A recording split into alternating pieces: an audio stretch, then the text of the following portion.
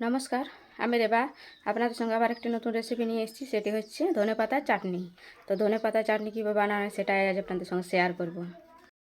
চাটনি বানানোর জন্য নিয়েছি এখানে ধনেপাতা, টমেটো, আর এখানে নিয়েছি দুটো লঙ্কা। তো এটাকে ভালোভাবে ধুয়ে আমি বেটে নেব।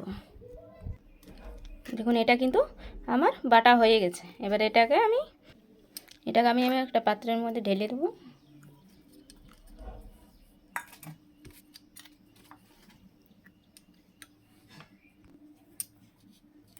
এর মধ্যে দিয়ে দেবো আমি অল্প লবণ স্বাদ মতো,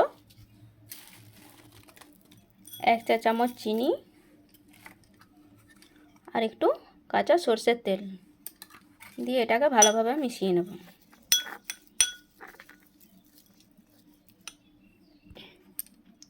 এভাবে নাড়িয়ে নিয়েছি, চিনিটা গলে গেছে।